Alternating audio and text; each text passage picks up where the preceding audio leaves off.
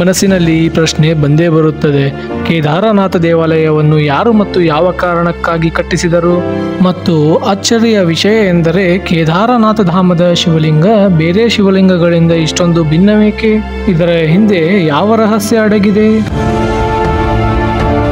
ಸಾವಿರಾರು ವರ್ಷಗಳ ಮೊದಲು ವಿಜ್ಞಾನವು ಈಗಿನಷ್ಟು ಅಭಿವೃದ್ಧಿ ಹೊಂದಿರಲಿಲ್ಲ. ಆಗ ಆ ಸಮಯದ ಜನ ಈ ದೇವಾಲಯವನ್ನು ಕಟ್ಟಲು ಇಂಟರ್ಲಾಕಿಂಗ್ ನಂತಹ ಆಧುನಿಕ ಟೆಕ್ನಾಲಜಿಯನ್ನು ಹೇಗೆ ತಿಳಿದಿದ್ದರು? ಮತ್ತು ಅಚ್ಚರಿಯ ವಿಷಯ, ಯಾವುದೇ ರೀತಿಯ ಹಾನಿ ಇಲ್ಲದೆ 400 ವರ್ಷಗಳವರೆಗೆ ಈ ದೇವಾಲಯ ಬರ್ಫಿನಲ್ಲಿ ಹೇಗೆ ಅಡಗಿತ್ತು? ಮತ್ತು ಇದರ ಹಿಂದಿನ ಕಥೆ ಏನು?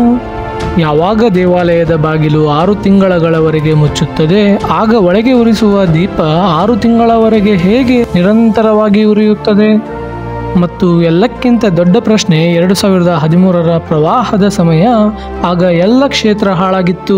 ಆಗ ದೇವಾಲಯವನ್ನು ಕಾಪಾಡಲು ಹಿಂದಿನಿಂದ ಒಂದು ವಿಶಾಲವಾದ ಭೀಮಶಿಲೆಯನ್ನು ಯಾರು ಇಟ್ಟರು? ಅದೇನಾದರೂ ಕೇವಲ ಒಂದು ಘಟನೆ ಮಾತ್ರ ಆಗಿರಬಹುದಾ, ಅಥವಾ ಯಾವುದೋ ದೈವೀಯ ಶಕ್ತಿಯ ಚಮತ್ಕಾರವಾ? ಈ ಎಲ್ಲ ರಹಸ್ಯಮಯ ಘಟನೆಗಳ ಉತ್ತರವನ್ನು ತಿಳಿದುಕೊಳ್ಳುವುದಕ್ಕೋಸ್ಕರ ನಮ್ಮೊಂದಿಗೆ ಈ ವಿಡಿಯೋವನ್ನು ಸಂಪೂರ್ಣವಾಗಿ ನೋಡಿ. ಯಾಕೆಂದರೆ ನಾವು ನಿಮಗೆ ಕೇದಾರನಾಥ ಧಾಮದ ನೀವು ಕೇಳದ ರಹಸ್ಯಮಯ ವಿಷಯಗಳನ್ನು ನಿಮಗೆ ತಿಳಿಸುತ್ತೇವೆ. ಇವು ಇದುವರೆಗೂ ವಿಜ್ಞಾನಕ್ಕೂ ದೊರೆಯದ ಉತ್ತರಗಳಾಗಿವೆ. ಭಾರತದ ಉತ್ತರಾಖಂಡ್ನಲ್ಲಿ ಇರುವ ಕೇದಾರನಾಥ ಧಾಮ ಕೇವಲ ಒಂದು ದೇವಾಲಯ ಮಾತ್ರವಲ್ಲ, ಬದಲಾಗಿ ಭಕ್ತಿ, ರಹಸ್ಯ ಮತ್ತು ಚಮತ್ಕಾರಗಳ ಅದ್ಭುತ ಸಂಗಮವಾಗಿದೆ. ಹಿಮಾಲಯಗಳ ಮೇಲೆ 12 ಜ್ಯೋತಿರ್ಲಿಂಗಗಳಲ್ಲಿ ಒಂದಾದ ಈ ಪವಿತ್ರ ಸ್ಥಳ ಸಾವಿರಾರು ವರ್ಷಗಳಿಂದ ಭಕ್ತರನ್ನು ತನ್ನೆಡೆ ಸೆಳೆಯುತ್ತಾ ಬಂದಿದೆ. ಆದರೆ ನಿಮಗೆ ಗೊತ್ತಾ, ಈ ದೇವಾಲಯದ ಪ್ರತಿ ಕಲ್ಲಿನ ಹಿಂದೆ ಅಡಗಿದೆ ಎಣಿಸಲಾರದಷ್ಟು ಕಥೆಗಳು. ಅವು ಕೇವಲ ಭಕ್ತಿ ಮಾತ್ರವಲ್ಲ, ಬದಲಾಗಿ ಚಮತ್ಕಾರಗಳು ಮತ್ತು ವಿಜ್ಞಾನದೊಂದಿಗೆ ಹೊಂದಿಕೊಂಡಿವೆ.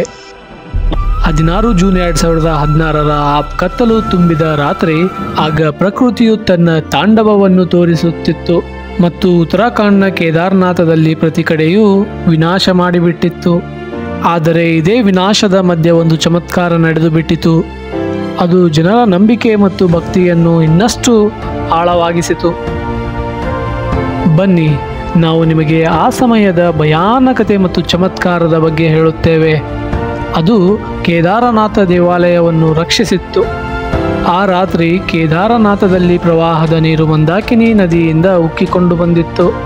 ಹೆಚ್ಚಿನ ಮಳೆ ಮತ್ತು ಗ್ಲೇಷಿಯರ್ಗಳ ಕರಗುವಿಕೆಯಿಂದ ಸ್ಥಿತಿ ಮತ್ತಷ್ಟು ಭಯಾನಕವಾಗಿ ಪ್ರವಾಹವು ಊರನ್ನು ತನ್ನ ಮಡಿಲಿನಲ್ಲಿ ಹಾಕಿಕೊಳ್ಳುತ್ತಾ ಹೊರಟಿತ್ತು. ಎಲ್ಲಿ ಮೊದಲು ಬೆಟ್ಟಗಳ ಸುಂದರತೆ ಇತ್ತೋ ಅಲ್ಲಿ ಈಗ ವಿನಾಶದ ತಾಂಡವವಿತ್ತು. ಹೋಟೆಲ್, ಅಂಗಡಿ, ಮನೆ ಎಲ್ಲವನ್ನೂ ಪ್ರವಾಹವು ತನ್ನ ಮಡಿಲಿನಲ್ಲಿ ಕೊಚ್ಚಿಕೊಂಡು ಹೋಗಿತ್ತು. ಸುಮಾರು 6,000 ಜನರು ಸತ್ತರು, ಲಕ್ಷಗಟ್ಟಲೆ ಜನ ಮನೆ ಕಳೆದುಕೊಂಡರು. ಆದರೆ ಒಂದು ವಿಷಯ ಸರಿಯಾಗಿ ಕಾಣುತ್ತಿತ್ತು, ಈ ಆಪತ್ತು ಕೇದಾರನಾಥ ದೇವಾಲಯದ ಕಡೆಗೆ ಹೊರಟಿತ್ತೆಂದು. ಇದೇನಾದರೂ ಭಗವಂತ ಶಿವರ ಪವಿತ್ರ ಧಾಮವನ್ನು ಧ್ವಂಸ ಮಾಡೋದಿತ್ತೋ ಏನೋ? ಹೇಗೆ ಪ್ರವಾಹ ದೇವಾಲಯದ ಕಡೆಗೆ ಸಮೀಪಿಸುತ್ತಿತ್ತೋ, ಅಚಾನಕ್ಕಾಗಿ ಒಂದು ದೊಡ್ಡ ಶಿಲೆ, ಅದಕ್ಕೆ ಈಗ ಭೀಮಶಿಲೆ ಎನ್ನಲಾಗುತ್ತದೆ, ನೀರಿನ ಹರಿವಿನೊಂದಿಗೆ ಹರಿಯುತ್ತಾ ಬಂದು ದೇವಾಲಯದ ಹಿಂದೆ ಬಂದು ನಿಂತಿತ್ತು. ಆ ವಿಶಾಲವಾದ ಕಲ್ಲು ದೇವಾಲಯದಿಂದ ಸುಮಾರು 50 ಫೀಟ್ನಷ್ಟು ದೂರದಲ್ಲಿ ಬಂದು ನಿಂತಿತ್ತು ಮತ್ತು ಪ್ರವಾಹದ ನೀರನ್ನು 2 ಕವಲುಗಳಾಗಿ ವಿಭಜಿಸಿತ್ತು. ಆ ಕ್ಷಣ ಭಗವಂತ ಶಿವರ ಕೃಪೆಯೇ ದೇವಾಲಯವನ್ನು ಈ ಪ್ರವಾಹದಿಂದ ರಕ್ಷಿಸಿದಂತಾಗಿತ್ತು. ಪ್ರವಾಹದ ಪೂರ್ತಿ ನೀರು ಭೀಮಶಿಲೆಗೆ ಬಡಿದು ದೇವಾಲಯದ 2 ಕಡೆಗಳಿಂದ ಹರಿದು ಹೋಯಿತು. ಅಕ್ಕಪಕ್ಕದಲ್ಲಿದ್ದದ್ದು ಎಲ್ಲವೂ ಹರಿದು ಹೋಗಿತ್ತು. ಆದರೆ ದೇವಾಲಯ, ಶಿವರ ಈ ಪವಿತ್ರ ಧಾಮ ಚಮತ್ಕಾರಿಕ ರೂಪವಾಗಿ ಸುರಕ್ಷಿತವಾಗಿ ಉಳಿದಿತ್ತು. ಇದು ಬರೀ ಒಂದು ಘಟನೆ ಮಾತ್ರವಾಗಿರಲಿಲ್ಲ, ಇದು ಶಿವರ ಬಗ್ಗೆ ಭಕ್ತರ ಭಕ್ತಿಯ ಒಂದು ಜೀವಂತ ಸಾಕ್ಷಿಯಾಗಿತ್ತು. ಈ ವಿಶಾಲ ಶಿಲೆಗೆ ಸ್ಥಾನೀಯ ಜನರು ಭೀಮಶಿಲೆ ಎಂದು ಹೆಸರು ಕೊಟ್ಟರು. ಮಹಾಭಾರತದ ವೀರಯೋಧ ಭೀಮನ ಹೆಸರಿನಲ್ಲಿ ಇಡಲಾದ ಈ ಶಿಲೆ ಈಗ ಕೇದಾರನಾಥ ಧಾಮದ ಚಮತ್ಕಾರದ ಪ್ರತೀಕವಾಗಿದೆ. ಇದರ ಹೆಸರನ್ನು ಭೀಮಶಿಲೆ ಎಂದು ಯಾಕೆ ಇಡಲಾಗಿದೆ ಮತ್ತು ಪಾಂಡವರದ್ದು ಕೇದಾರನಾಥದೊಂದಿಗೆ ಸಂಬಂಧವೇನಿತ್ತು ಎಂಬುದನ್ನು ನಾವು ಮುಂದೆ ಮಾತನಾಡೋಣ. ಜನರ ನಂಬಿಕೆಯ ಪ್ರಕಾರ ಇದು ಭಗವಂತ ಶಿವರ ಕೃಪೆ ಮತ್ತು ಮಹಾಭಾರತದ ಭೀಮನ ಶಕ್ತಿಯ ಪ್ರತೀಕವಾಗಿದೆಯಂತೆ. ಈಗಲೂ ಭಕ್ತರು ಈ ಶಿಲೆಯನ್ನು ಪೂಜಿಸುತ್ತಾರೆ. ಇದನ್ನು ದೇವಾಲಯ ದರ್ಶನದ ಒಂದು ಅಂಗ ಎಂದು ನಂಬುತ್ತಾರೆ. ವಿಜ್ಞಾನಿಗಳು ಸಹ ಈ ಘಟನೆಯಿಂದ ಅಚ್ಚರಿಯಾದರು. ಅವರ ನಂಬಿಕೆಯಂತೆ ಈ ಕಲ್ಲು ಪ್ರವಾಹದೊಂದಿಗೆ ಬೆಟ್ಟದಿಂದ ಜರಿಯುತ್ತಾ ಕೆಳಗೆ ಬಂದಿತ್ತು. ಆದರೆ ಇದು ಹೇಗೆ ಸಾಧ್ಯವಾಯಿತು? ಆದರೆ ಈ ಶಿಲೆ ಸರಿಯಾಗಿ ದೇವಾಲಯದ ಹಿಂದೆ ಹೇಗೆ ಬಂದು ನಿಂತಿದೆ ಮತ್ತು ನೀರಿನ ಹರಿವನ್ನು 2 ಭಾಗವಾಗಿ ವಿಭಜಿಸಿದೆ? ಈ ಶಿಲೆಯು ಸುಮಾರು 20ರಿಂದ 25 ಫೀಟ್ನಷ್ಟು ಉದ್ದವಾದದ್ದು ಮತ್ತು 10ರಿಂದ 15 ಫೀಟ್ನಷ್ಟು ಅಗಲವಾಗಿದೆ. ಇದರ ತೂಕ ಸುಮಾರು 1,000 ಮೆಟ್ರಿಕ್ ಟನ್ ಎಂದು ನಂಬಲಾಗಿದೆ. ಈ ಶಿಲೆ ಏನಾದರೂ ದೇವಾಲಯದೊಂದಿಗೆ ಬಡಿದಿದ್ದರೆ ದೇವಾಲಯವನ್ನು ಪೂರ್ಣವಾಗಿ ಧ್ವಂಸ ಮಾಡಿಬಿಡುತ್ತಿತ್ತು. ಆ ಸಮಯದಲ್ಲಿ ದೇವಾಲಯದಲ್ಲಿ ಸುಮಾರು 300 ಜನರು ಆಸರೆಯನ್ನು ಪಡೆದುಕೊಂಡಿದ್ದರು ಮತ್ತು ಈ ಶಿಲೆಯ ಕಾರಣದಿಂದ ಅವರೆಲ್ಲರ ಜೀವ ಉಳಿಯಿತು. ನಮ್ಮೆಲ್ಲರ ಮನಸ್ಸಿನಲ್ಲಿ ಈ ಪ್ರಶ್ನೆ ಬಂದೇ ಬರುತ್ತದೆ. 2013ರ ಇಷ್ಟೊಂದು ಭಯಂಕರವಾದ ಜಲಪ್ರಳಯ ಬಂದರೂ ಕೇದಾರನಾಥ ದೇವಾಲಯ ಈಗಲೂ ಹೇಗೆ ಇಷ್ಟೊಂದು ಸುರಕ್ಷಿತವಾಗಿ ನಿಂತಿದೆ? ಇದರ ಉತ್ತರ ಅಡಗಿದೆ ಪ್ರಾಚೀನ ಇಂಟರ್ಲಾಕಿಂಗ್ ಟೆಕ್ನಾಲಜಿಯಲ್ಲಿ. ಈ ಟೆಕ್ನಾಲಜಿಯಿಂದ ದೇವಾಲಯದ ಭಾರೀ ಕಲ್ಲುಗಳನ್ನು ಯಾವುದೇ ಬಗೆಯ ಗಾರೆ ಅಥವಾ ಸಿಮೆಂಟ್ನ ಸಹಾಯವಿಲ್ಲದೆ ಜೋಡಿಸಿದ್ದಾರೆ. ಅವು ಒಂದು ಇನ್ನೊಂದರೊಂದಿಗೆ ಪೂರ್ಣವಾಗಿ ಫಿಟ್ ಆಗಿವೆ. ಸಾವಿರಾರು ವರ್ಷಗಳ ಹಿಂದೆ ಆಗ ಟೆಕ್ನಾಲಜಿ ಮತ್ತು ಆಧುನಿಕ ಉಪಕರಣಗಳ ಗಂಧ ಗಾಳಿನೂ ಇರಲಿಲ್ಲ. ಆಗ ಈ ದೇವಾಲಯವನ್ನು ಭಾರೀ ಕಲ್ಲುಗಳಿಂದ ಮಾಡಿದರು. ಆದರೆ ಈ ಕಲ್ಲುಗಳನ್ನು ಕೂಡಿಸಲು ಯಾವುದೇ ಗಾರೆ ಅಥವಾ ಸಿಮೆಂಟಿನ ಉಪಯೋಗವಾಗಲಿಲ್ಲ. ಪ್ರಾಚೀನ ಭಾರತೀಯ ಮೇಸ್ತ್ರಿಗಳು ಕಲ್ಲುಗಳನ್ನು ಒಂದು ಇನ್ನೊಂದರೊಂದಿಗೆ ಸಂಪೂರ್ಣವಾಗಿ ಕೂಡಿಕೊಳ್ಳುವಂತೆ ಕೊರೆದರು. ಈ ಟೆಕ್ನಾಲಜಿಯು ದೇವಾಲಯವನ್ನು ಪ್ರಾಕೃತಿಕ ಆಪತ್ತುಗಳಿಂದ ಕಾಪಾಡಿದೆ. ಅದು ಭೂಕಂಪವಾಗಿರಬಹುದು, ಹಿಮಪಾತವಾಗಿರಬಹುದು ಅಥವಾ ಪ್ರವಾಹವೇ ಆಗಿರಬಹುದು. 2013ರ ಭಯಾನಕವಾದ ಪ್ರವಾಹದ ನಂತರ ಪೂರ್ಣಕ್ಷೇತ್ರ ಸಂಪೂರ್ಣವಾಗಿ ಹಾಳಾಗಿತ್ತು. ಆಗಲೂ ಕೂಡ ಕೇದಾರನಾಥ ದೇವಾಲಯ ಸಂಪೂರ್ಣವಾಗಿ ಸುರಕ್ಷಿತವಾಗಿತ್ತು. ಅಷ್ಟೇ ಅಲ್ಲ, ಈ ದೇವಾಲಯದ ಗೋಡೆಗಳು ಈಗಲೂ ಕೂಡ ಹಾಗೆ ನಿಂತಿವೆ. ಅವು ಮೊದಲು ಹೇಗಿತ್ತೋ ಹಾಗೆ. ಇದಕ್ಕೆ ಕಾರಣ ಇಂಟರ್ಲಾಕಿಂಗ್ ಟೆಕ್ನಾಲಜಿಯೇ ಆಗಿದೆ.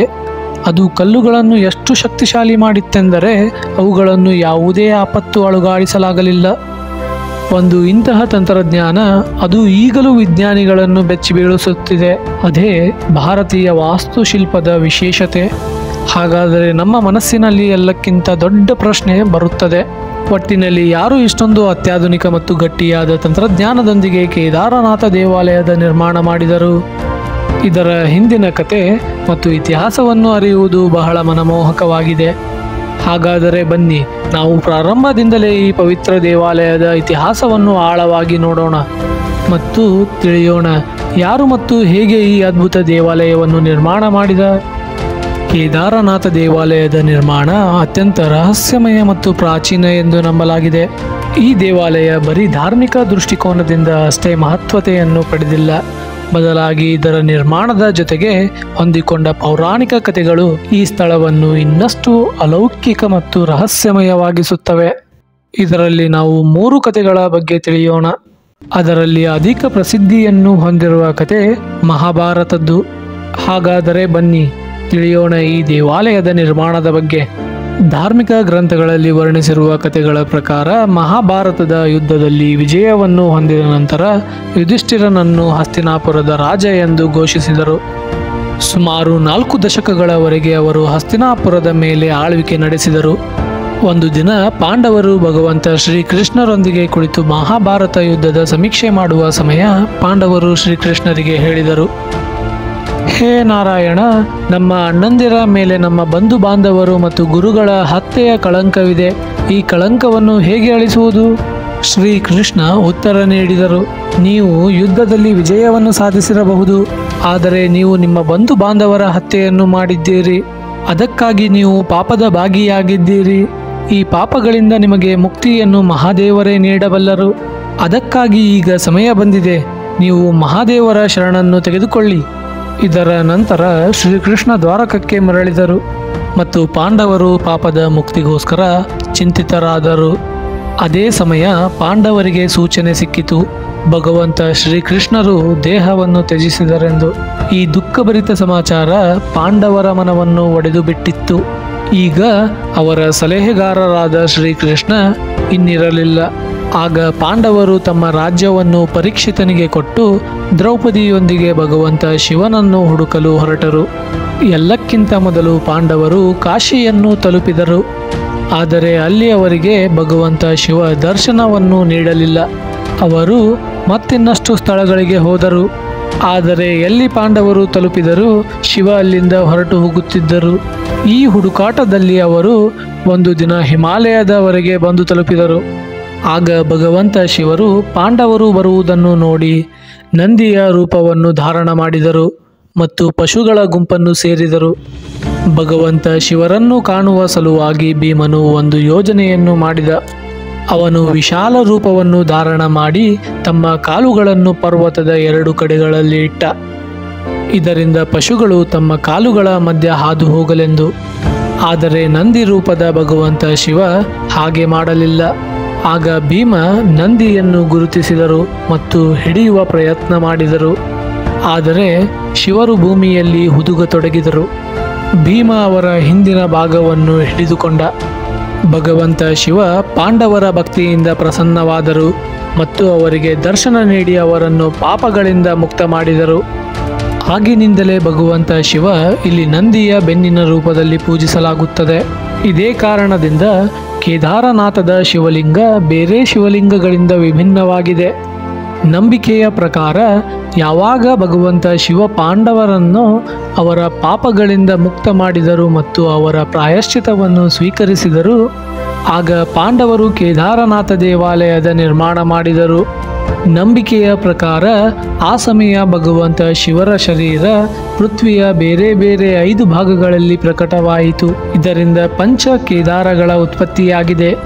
ಭಗವಂತ ಶಿವರ ಮುಖ ನೇಪಾಳದ ಪಶುಪತಿನಾಥ ದೇವಾಲಯದಲ್ಲಿ, ಭುಜಗಳು ತುಂಗನಾಥದಲ್ಲಿ, ಮುಖ ರುದ್ರನಾಥದಲ್ಲಿ, ನಾಭಿ ಮದ್ಮಹೇಶ್ವರದಲ್ಲಿ ಮತ್ತು ಜಟೆ ಕಲ್ಪೇಶ್ವರದಲ್ಲಿ ಪ್ರಕಟವಾಯಿತು. ಇವೇ 5 ಸ್ಥಳಗಳು ಪಂಚಕೇದಾರನಾಥ ರೂಪದಲ್ಲಿ ಪೂಜಿಸಲಾಗುತ್ತಿವೆ.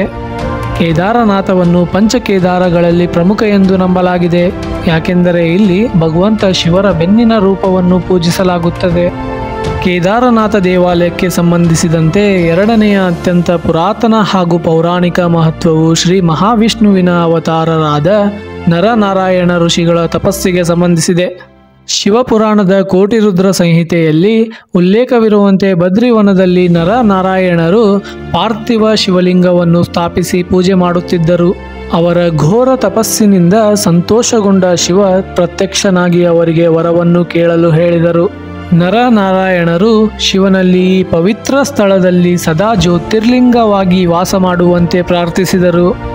ಹಾಗೆಯೇ ಭಕ್ತರು ಶಿವನನ್ನು ಸಾಕ್ಷಾತ್ ನೋಡಿ ಪೂಜಿಸಬಹುದಾದಂತೆ ಆಗಲೆಂದು ಕೋರಿದರು. ಶಿವ ಈ ಮಾತಿಗೆ ಒಪ್ಪಿ ಬದ್ರಿವನದಲ್ಲಿ ನೆಲೆ ನಿಂತರು. ಆಗಿನಿಂದಲೂ ಇಲ್ಲಿ ಪರಶಿವನನ್ನು ಜ್ಯೋತಿರ್ಲಿಂಗ ರೂಪದಲ್ಲಿ ಪೂಜಿಸಲಾಗುತ್ತಿದೆ. ಈ ಕಥೆಯ ಪ್ರಕಾರ ಕೇದಾರನಾಥದ ಜ್ಯೋತಿರ್ಲಿಂಗವು ಶಿವನ ಮಹತ್ವಪೂರ್ಣ ರೂಪವಾಗಿದೆ. ಇದು ನರನಾರಾಯಣರ ತಪಸ್ಸಿಗೆ ಫಲವಾಗಿ ಸ್ಥಾಪಿತವಾಯಿತು. ಈ ಸ್ಥಳವು ಶಿವ ಮತ್ತು ವಿಷ್ಣುವಿನ ಅನನ್ಯ ಏಕತೆಯ ಸಂಕೇತವಾಗಿದೆ. ಶಿವನು ಕೇದಾರನಾಥದಲ್ಲಿ ಜ್ಯೋತಿರ್ಲಿಂಗವಾಗಿ ಮತ್ತು ವಿಷ್ಣುವು ಬದ್ರಿನಾಥದಲ್ಲಿ ತಪೋನಿಷ್ಠನಾಗಿ ನೆಲೆಸಿದ್ದಾರೆ. ಪ್ರಮುಖ ಇತಿಹಾಸಕಾರರಾದ ಡಾಕ್ಟರ್ ಶಿವಪ್ರಸಾದ್ ಡಬ್ರಾಲೆ ಅವರ ಅಭಿಪ್ರಾಯದಂತೆ ಶೈವ ಸಂಪ್ರದಾಯದ ಅನುಯಾಯಿಗಳು ಶಂಕರಾಚಾರ್ಯರು ಮತ್ತು ಅವರ ಶಿಷ್ಯರಿಗಿಂತಲೂ ಮೊದಲೇ ಈ ಪ್ರದೇಶದಲ್ಲಿ ಸಕ್ರಿಯರಾಗಿದ್ದರು. ಈ ದೃಷ್ಟಿಯಿಂದ ದೇವಾಲಯದ ನಿಖರ ಪುರಾತನತೆಯನ್ನು ನಿರ್ಧರಿಸುವುದು ಕಷ್ಟ ಸಾಧ್ಯವಾಗಿದೆ. ವಿಶೇಷವಾಗಿ ಪಾಲಿ ಮತ್ತು ಬ್ರಾಹ್ಮಿ ಲಿಪಿಗಳಲ್ಲಿ ಇರುವ ಶಾಸನಗಳನ್ನು ಇನ್ನೂ ಪೂರ್ಣವಾಗಿ ಓದಲು ಸಾಧ್ಯವಾಗಿಲ್ಲ. ಮಧ್ಯಪ್ರದೇಶದ ಗ್ವಾಲಿಯರ್ನಲ್ಲಿ ಕಂಡುಬಂದ ಕಲ್ಲಿನ ಶಾಸನವು 1077ರಿಂದ 1099ರವರೆಗೆ ಆಳಿದ ಮಾಳ್ವದ ರಾಜ ಭೋಜ ಅವರು ಕೇದಾರನಾಥ ದೇವಾಲಯದ ಪುನರ್ ನಿರ್ಮಾಣಕ್ಕೆ ಜವಾಬ್ದಾರರಾಗಿದ್ದಾರೆಂದು ದೃಢಪಡಿಸುತ್ತದೆ. ಈ ಹೇಳಿಕೆಗೆ ಎಪಿಗ್ರಾಫಿಯಾ ಇಂಡಿಕಾ ವಾಲ್ಯೂಮ್ ನಂಬರ್ 1 ಗ್ರಂಥದಲ್ಲೂ ಬೆಂಬಲವಿದೆ. ಈ ಶಾಸನವು ರಾಜ ಭೋಜನ ಕಾಲದಲ್ಲಿ ದೇವಾಲಯ ನಿರ್ಮಾಣದ ಮಹತ್ವದ ಸಾಕ್ಷ್ಯವಾಗಿದೆ. 1882ರಲ್ಲಿ ಬರೆದ ಹಿಮಾಲಯ ಗೆಜೆಟಿಯರ್ ಪ್ರಕಾರ ದೇವಾಲಯದ ಮುಖ್ಯ ಭಾಗವು ಕಲ್ಲಿನಿಂದ ನಿರ್ಮಿತವಾಗಿದೆ. ದೇವಾಲಯದ ಮುಂದೆ ಪಾಂಡವರಿಂದ ನಿರ್ಮಿತ ಮನೆಗಳು ಯಾತ್ರಿಕರಿಗೆ ವಾಸದ ವ್ಯವಸ್ಥೆಗಾಗಿ ಇವೆ ಮತ್ತು ಪೂಜಾರಿ ಅಥವಾ ಪುರೋಹಿತರ ನಿವಾಸಗಳು ದೇವಾಲಯದ ದಕ್ಷಿಣ ಭಾಗದಲ್ಲಿವೆ. ಈ ವಿವರದಿಂದ ತಿಳಿಯುವುದೇನೆಂದರೆ ಪ್ರಸ್ತುತದ ದೇವಾಲಯದ ರಚನೆ ಹೊಸದಾಗಿದ್ದು ಹಳೆಯ ದೇವಾಲಯ ಬಹುಶಃ ನಾಶವಾಗಿದೆ. ನಿಮ್ಮ ಅಭಿಪ್ರಾಯವೇನು? ಕೇದಾರನಾಥ ದೇವಾಲಯ ಎಷ್ಟು ಪುರಾತನವಾಗಿರಬಹುದು? ಅದರ ನಿರ್ಮಾಣ ಯಾರು ಮಾಡಿದ್ದಾರೆಂದು ನೀವು ನಂಬುತ್ತೀರಿ? ನಿಮ್ಮ ತರ್ಕ ಮತ್ತು ಅಭಿಪ್ರಾಯಗಳನ್ನು ಕಾಮೆಂಟ್ ಮೂಲಕ ಹಂಚಿಕೊಳ್ಳಿ. ಈಗ ನಾವು ನಿಮ್ಮನ್ನು ಒಂದು ಅಚ್ಚರಿಗೊಳಿಸುವ ಅಧ್ಯಾಯ ಒಂದರ ಕಡೆಗೆ ಕರೆದೊಯ್ಯುತ್ತೇವೆ. ಇದು ಕೇದಾರನಾಥ ಧಾಮದ ಇತಿಹಾಸದ ಅವಿಭಾಜ್ಯ ಭಾಗವಾಗಿದ್ದು, ಈ ಭವ್ಯ ದೇವಾಲಯ ಸುಮಾರು 400 ವರ್ಷಗಳ ಕಾಲ ಹಿಮದಡಿ ಮುಚ್ಚಿದರೂ ಸಹ ಸುರಕ್ಷಿತವಾಗಿಯೇ ಉಳಿದಿದ್ದು ಆಶ್ಚರ್ಯಕರ ಸಂಗತಿಯಾಗಿದೆ. ಇದು ಹೇಗೆ ಸಾಧ್ಯವಾಯಿತು? ಇದು ಭಗವಂತ ಶಿವನ ಕೃಪೆಯೇ ಅಥವಾ ಪ್ರಕೃತಿಯ ಅದ್ಭುತ ಚಮತ್ಕಾರವೇ? ಈ ರಹಸ್ಯವನ್ನು ಅರಿಯಲು ನಾವು ಇತಿಹಾಸದ ಪುಟಗಳಲ್ಲಿ ಇನ್ನೂ ಆಳವಾಗಿ ಹೋಗೋಣ ಬನ್ನಿ. ನಂಬಿಕೆಯ ಪ್ರಕಾರ 13ನೇ ಶತಮಾನದಿಂದ 17ನೇ ಶತಮಾನದವರೆಗೆ ಸುಮಾರು 400 ವರ್ಷಗಳ ಕಾಲ ಕೇದಾರನಾಥ ದೇವಾಲಯ ಹಿಮಪಾತದಿಂದ ಉಂಟಾದ ದಪ್ಪ ಹಿಮಪಟಲದ ಅಡಿಯಲ್ಲಿ ಮುಚ್ಚಲ್ಪಟ್ಟಿತ್ತಂತೆ. ಈ ಅವಧಿಯನ್ನು ಸಣ್ಣ ಹಿಮಯುಗ ಎಂದು ಕರೆಯಲಾಗುತ್ತದೆ. ಅಂದರೆ ಹಿಮಾಲಯದ ಗ್ಲೇಷಿಯರ್ಗಳು ಅದೆಷ್ಟು ವಿಸ್ತಾರಗೊಂಡಿದ್ದವೋ ಅಷ್ಟೇ ವಿಶಾಲವಾಗಿ ಈ ಪ್ರದೇಶವು ಸಂಪೂರ್ಣ ಹಿಮದಡಿ ಮುಳುಗಿ ಹೋಗಿತ್ತು. ಆದರೆ ಆಶ್ಚರ್ಯಕರ ಸಂಗತಿ ಎಂದರೆ ಇಷ್ಟೊಂದು ವರ್ಷಗಳ ಕಾಲ ಹಿಮದಡಿ ಇದ್ದರೂ ದೇವಾಲಯದ ರಚನೆಗೆ ಯಾವುದೇ ದೊಡ್ಡ ಹಾನಿಯಾಗಿಲ್ಲ. ಡೆಹ್ರಾಡೂನಿನ Wadia institute of Himalayan geology ಸಂಸ್ಥೆಯ ವಿಜ್ಞಾನಿಗಳು ಈ ರಹಸ್ಯವನ್ನು ಅಧ್ಯಯನ ಮಾಡಿದ್ದಾರೆ. ವಿಜ್ಞಾನಿ ವಿಜಯ್ ಜೋಶಿಯವರ ನೇತೃತ್ವದಲ್ಲಿ ಈ ಪ್ರದೇಶವನ್ನು ಪರಿಶೀಲಿಸಲಾಗಿದ್ದು, ದೇವಾಲಯದ ಗೋಡೆಗಳು ಹಾಗೂ ಶಿಲೆಗಳಲ್ಲಿ ಹಿಮದ ಒತ್ತಡ ಮತ್ತು ಹಿಮದ ಚಲನೆಯ ಚಿಹ್ನೆಗಳು ಇನ್ನೂ ಸ್ಪಷ್ಟವಾಗಿ ಕಾಣುತ್ತವೆ. ಆದರೆ ಅತ್ಯಂತ ಪ್ರಮುಖವಾದ ಸಂಗತಿ ಎಂದರೆ ಲುಮಿನೆಸೆನ್ಸ್ ಡೇಟಿಂಗ್ ಎಂಬ ತಂತ್ರಜ್ಞಾನದ ಸಹಾಯದಿಂದ ಈ ಶಿಲೆಗಳನ್ನು ಪರೀಕ್ಷಿಸಿದಾಗ ಈ ದೇವಾಲಯ ನಿಜವಾಗಿಯೂ ಆ ಕಾಲಘಟ್ಟದಲ್ಲಿ ಹಿಮದಡಿ ಮುಚ್ಚಲ್ಪಟ್ಟಿದ್ದನ್ನು ದೃಢಪಡಿಸುತ್ತದೆ. ಹಾಗಾದರೆ ಇದು ಕೇವಲ ಶಿಲ್ಪಶಾಸ್ತ್ರದ ಕೌಶಲ್ಯವೇ ಅಥವಾ ಇದೊಂದು ಆಧ್ಯಾತ್ಮಿಕ ಶಕ್ತಿಯೇ?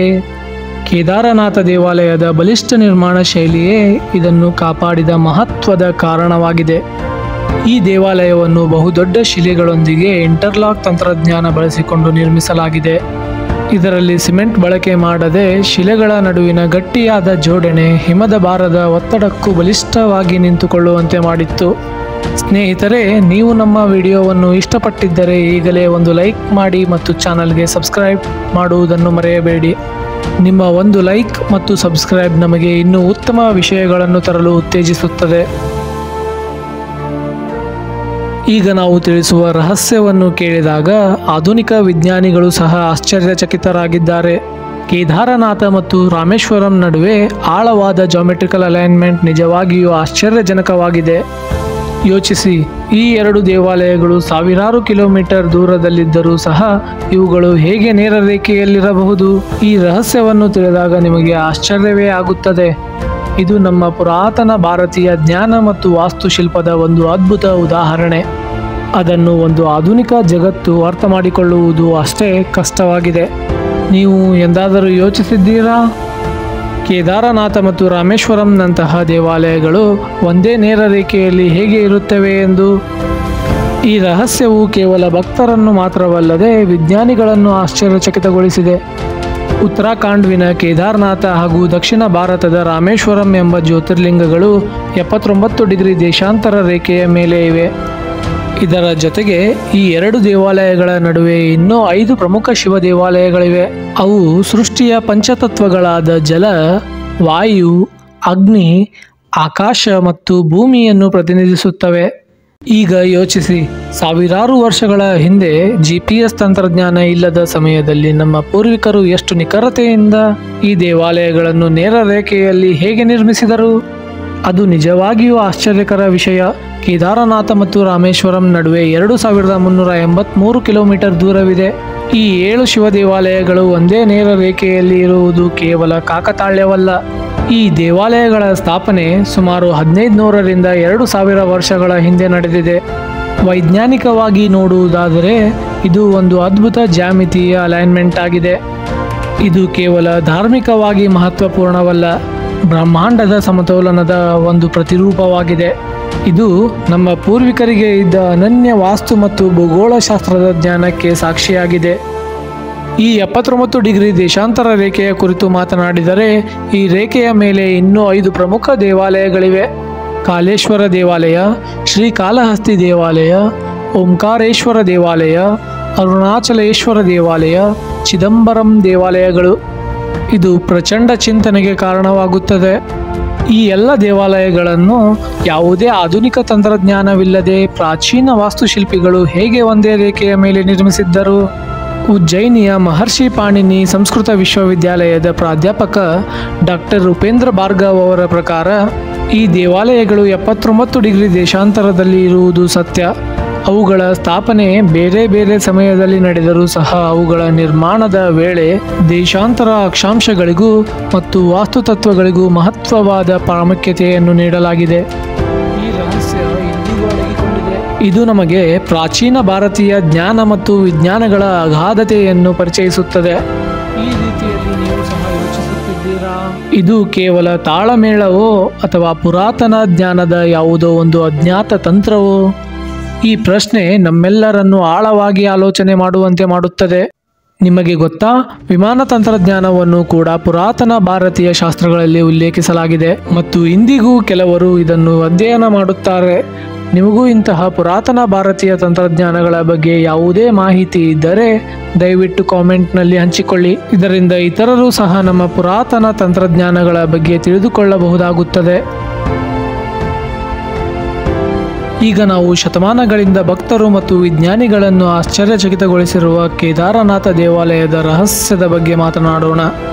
ಪ್ರತಿ ವರ್ಷವೂ ಚಳಿಗಾಲದಲ್ಲಿ ಹಿಮಾಲಯದ ಮೇಲೆ ಹಿಮದ ಚಾದರ್ ಹರಡಿದಾಗ ಕೇದಾರನಾಥ ದೇವಾಲಯದ ಬಾಗಿಲುಗಳನ್ನು ಮುಚ್ಚಲಾಗುತ್ತದೆ. ಆ ಸಮಯದಲ್ಲಿ ಮನುಷ್ಯರು ಅಲ್ಲಿಗೆ ಹೋಗಲು ಅಸಾಧ್ಯವಾಗುತ್ತದೆ. ಆದರೆ ಆಶ್ಚರ್ಯವೆಂದರೆ ದೇವಾಲಯದ ಬಾಗಿಲು ಮುಚ್ಚೋದಕ್ಕೂ ಮೊದಲು ಬೆಳಗಿಸಲಾಗುವ ದೀಪ 6 ತಿಂಗಳವರೆಗೆ ಆರದೇ ಇರುತ್ತದೆ. ಅಲ್ಲಿ ಮನುಷ್ಯರ ವಹಿವಾಟೇ ಇರುವುದಿಲ್ಲ. ಹಾಗಿದ್ದರೂ ಆ ದೀಪ ಏಕೆ ಆರುವುದಿಲ್ಲ? ಇದು ಹೇಗೆ ಸಾಧ್ಯವಿದೆ? ಅಷ್ಟೇ ಅಲ್ಲ, ದೇವಾಲಯದ ಬಾಗಿಲುಗಳು ಮುಚ್ಚಿದ ನಂತರ ಶಿವಲಿಂಗಕ್ಕೆ ಪೂಜೆ ಯಾರು ಮಾಡುತ್ತಾರೆ ಎಂಬ ಪ್ರಶ್ನೆ ಸಹ ಉದ್ಭವಿಸುತ್ತದೆ. ಈ ರಹಸ್ಯ ಭಕ್ತರಲ್ಲಿ ಶ್ರದ್ಧೆಯನ್ನು ಕೂಡ ಹೆಚ್ಚಿಸುತ್ತದೆ. ಏಕೆಂದರೆ ಈ ಸ್ಥಳದಲ್ಲಿ ಆ ಸಮಯದಲ್ಲಿ ದೇವತೆಗಳು ಇರುತ್ತಾರೆ ಎಂಬ ನಂಬಿಕೆ ಇದೆ. ಪೌರಾಣಿಕ ಕಥೆಗಳ ಪ್ರಕಾರ ದೇವಾಲಯ ಮುಚ್ಚಿದಾಗ ದೇವತೆಗಳು ಮತ್ತು ಗಂಧರ್ವರು ಬಂದು ಭಗವಂತ ಶಿವನನ್ನು ಪೂಜಿಸುತ್ತಾರಂತೆ. ದೇವಾಲಯ ಮುಚ್ಚುವ ಸಮಯ ದೀಪವನ್ನು ಬೆಳಗಿಸಲಾಗುತ್ತದೆ ಮತ್ತು ಅದು ನಿಲ್ಲದೆ 6 ತಿಂಗಳುಗಳವರೆಗೆ ಉರಿಯುತ್ತದೆ. ಇದನ್ನು ನಿಜವಾಗಿಯೂ ಚಮತ್ಕಾರವೆಂದು ಭಕ್ತರು ನಂಬುತ್ತಾರೆ. ಇದು ಹೇಗೆ ಸಾಧ್ಯ ಎಂಬುದರ ಬಗ್ಗೆ ಇನ್ನೂ ಸ್ಪಷ್ಟತೆ ಇಲ್ಲದಿರುವುದರಿಂದ ಇದು ಒಂದು ವಿಸ್ಮಯಕಾರಿ ರಹಸ್ಯವಾಗಿಯೇ ಉಳಿದಿದೆ. ದೇವಾಲಯದ ಬಾಗಿಲು ಮುಚ್ಚಿದ ಮೇಲೆ ಶಿವನ ವಿಗ್ರಹವನ್ನು ಉಕಿಮಠ ಎಂದು ಕರೆಯಲಾಗುವ ಪವಿತ್ರ ಸ್ಥಳಕ್ಕೆ ಸಾಗಿಸಲಾಗುತ್ತದೆ. ಅಲ್ಲಿ ನಿರಂತರವಾಗಿ ಪೂಜೆ ನಡೆಯುತ್ತಲೇ ಇರುತ್ತದೆ. ಉಕಿಮಠವು ಮಂದಾಕಿನಿ ಮತ್ತು ಅಲಕನಂದ ನದಿಗಳು ಸಂಧಿಸುವ ಸ್ಥಳವಾಗಿದೆ ಮತ್ತು ಕೇದಾರನಾಥ ಹಿಮಕಾಲದ ತೀರ್ಥ ಕ್ಷೇತ್ರವಾಗಿದೆ. ಕೇದಾರನಾಥದ ಪೂಜೆ ವ್ಯವಸ್ಥೆ ಬಹಳ ವಿಶೇಷವಾಗಿದೆ. ಪೂಜೆಯನ್ನು ಮುಖ್ಯವಾಗಿ ಕರ್ನಾಟಕದ ವೀರಶೈವ ಲಿಂಗಾಯತ ಸಮುದಾಯದ ಪೂಜಾರಿಗಳಾದ ರಾವಳರು ನಡೆಸುತ್ತಾರೆ. ಈ ಪರಂಪರೆ ಶತಮಾನಗಳಿಂದ ಮುಂದುವರೆದಿದೆ ಮತ್ತು ಎಲ್ಲ ಪ್ರಮುಖ ವಿಧಿವಿಧಾನಗಳು ಕನ್ನಡ ಭಾಷೆಯಲ್ಲೇ ನಡೆಯುತ್ತವೆ. ಹಿಂದೂ ಧರ್ಮ ಗ್ರಂಥಗಳಲ್ಲಿ ಇನ್ನೊಂದು ಭವಿಷ್ಯವಾಣಿ ಇದೆ. ಒಂದು ದಿನ ಕೇದಾರನಾಥ ಮತ್ತು ಬದರಿನಾಥ ಮರೆಯಾಗುತ್ತವೆ. ನರ ಮತ್ತು ನಾರಾಯಣ ಪರ್ವತಗಳು ಕೂಡುವ ಸಂದರ್ಭದಲ್ಲಿ ಈ ತೀರ್ಥಕ್ಷೇತ್ರಗಳ ಮಾರ್ಗ ಮುಚ್ಚುತ್ತದೆ. ಆಮೇಲೆ ಭವಿಷ್ಯ ಕೇದಾರ ಮತ್ತು ಭವಿಷ್ಯ ಬದ್ರಿ ಎಂಬ ಹೊಸ ತೀರ್ಥಕ್ಷೇತ್ರಗಳು ಉದಯವಾಗುತ್ತವೆ. ಹಾಗಾದರೆ ಇಷ್ಟಿತ್ತು ಕೇದಾರನಾಥ ದೇವಾಲಯದ ರಹಸ್ಯ. ಭೀಮಶಿಲೆಯ ಚಮತ್ಕಾರ, ಅಲೌಕಿಕ ನಿರ್ಮಾಣ, 400 ವರ್ಷಗಳವರೆಗೆ ಬರ್ಫಿನಲ್ಲಿ ಹುದುಗಿರುವುದು, ದೇವತೆಗಳು ಮತ್ತು ಗಂಧರ್ವರ ಪೂಜೆ, 6 ತಿಂಗಳವರೆಗೆ ನಿರಂತರವಾಗಿ ಉರಿಯುವ ದೀಪ, ಭಕ್ತರ ಅವಿನಾಭಾವ ನಂಬಿಕೆ. ಇದೆಲ್ಲ ಕೇವಲ ಧಾರ್ಮಿಕ ನಂಬಿಕೆ ಮಾತ್ರವಲ್ಲ, ಬದಲಾಗಿ ಇದೊಂದು ಅಲೌಕಿಕ ಶಕ್ತಿಯ ಪ್ರತೀಕವಾಗಿದೆ. ಅದು ಭಗವಂತ ಶಿವನ ಪವಿತ್ರ ಧಾಮವನ್ನು ಅನಂತ ಕಾಲದವರೆಗೆ ಪಾವನವಾಗಿಸುತ್ತದೆ. ಈ ದೇವಾಲಯ ನಮಗೆ ಒಂದೆಡೆ ವೈಜ್ಞಾನಿಕ ವಿಷಯಗಳಿಂದ ಆಶ್ಚರ್ಯ ಉಂಟು ಮಾಡಿದರೆ, ಇನ್ನೊಂದೆಡೆ ನಮ್ಮ ಭಕ್ತಿಯನ್ನು ಮತ್ತಷ್ಟು ಗಟ್ಟಿಗೊಳಿಸುತ್ತದೆ. ನಿಮಗೆ ಈ ವಿಡಿಯೋ ಇಷ್ಟವಾಗಿದ್ದರೆ ದಯವಿಟ್ಟು ಕಾಮೆಂಟ್ನಲ್ಲಿ ನಿಮ್ಮ ಅಭಿಪ್ರಾಯವನ್ನು ಹಂಚಿಕೊಳ್ಳಿ. ಇನ್ನು ನಮ್ಮ ಚಾನಲನ್ನು ಸಬ್ಸ್ಕ್ರೈಬ್ ಮಾಡಿಲ್ಲ ಎಂದರೆ ತಕ್ಷಣ ಮಾಡಿಬಿಡಿ.